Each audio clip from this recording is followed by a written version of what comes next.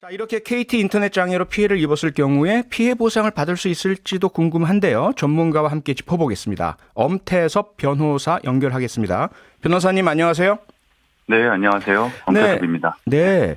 오늘 KT 인터넷 목통 때문에 결제를 못하셨다든지 주식 매수 못하셨다거나 이렇게 직접적인 경제적 피해 입으신 분들도 계시는 것 같은데요.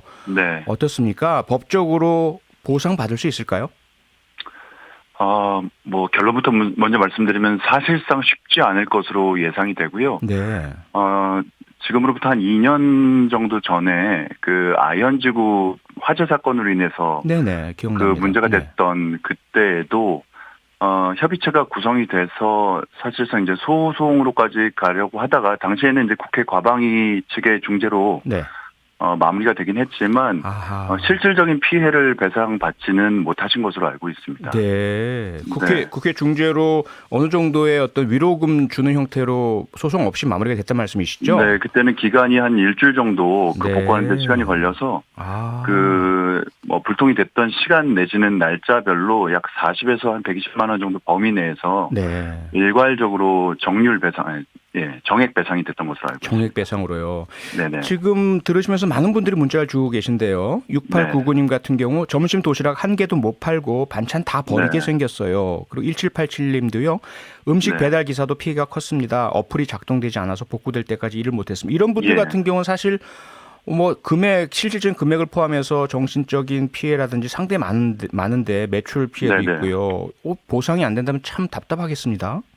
굉장히 답답한 상황이고요. 사실상 이제 KT 측에서 오늘 발표한 내용 보면 라우팅의 오류다라고 해서 위법성은 충분히 그 과실은 인정이 될 수 있을 것 같은데 실질적으로 그 소상공인 분들이 받은 그 손해와의 인과관계를 입증하기가 사실상 쉽지 않고요. 또 하나 문제는 KT 측의 지금 약관에 따르면 KT의 과실로 이렇게 문제가 된 경우에 배상 규정이 있긴 있어요. 있긴 있는데 그 내용이 매우 소액입니다. 다시 말해서 예를 들어서 한 달 요금이 한 7만 5천 원에서 8만 원을 예로 들어본다면 그것을 한 달 30일로 나누고요.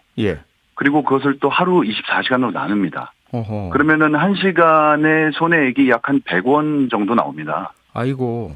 그러면은 오늘 한 4, 50분 정도 먹통이 됐다고 한다면 직접적인 손해는 100원이고 약관에 따르면은 6배 내지 8배 정도까지라고 했으니까 1,000원이 채 되지 않는 금액이 되는 것이죠. 그래서 통신비 시간대비 금액만 보상한다 이 말씀이잖아요. 그렇죠. 예, 그 정도 수준으로만 되어 있고 약관은 그 외에 결제가 안 돼서 받게 된 추가적인 손해 부분들은 사실상 약관으로는 해결이 안 되고 개별적으로 그 특별 손해임을 입증을 해야 되는데 그게 현실적으로 쉽지 않다라는 거죠. 답답하네요. 사실 이게 통신이란 게 그냥 일반 상품과 다르지 않습니까? 국가기관망 도움도 받고요. 국민적인 어떤 지원도 많이 받은 그런 사업인데 이런 식으로 자기 통신료의 일부만 보상하겠다. 이건 좀 약관이 잘못된 거 아닙니까? 변호사님? 물론입니다. 그렇기 때문에 지금 약관 자체의 무효 가능성도 저는 있다고 보고 있고요.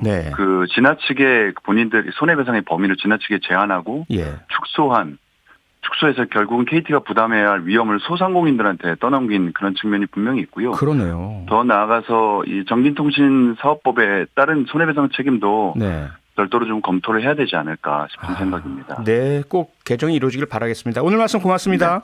네, 감사합니다. 네, 지금까지 엄태섭 변호사였습니다.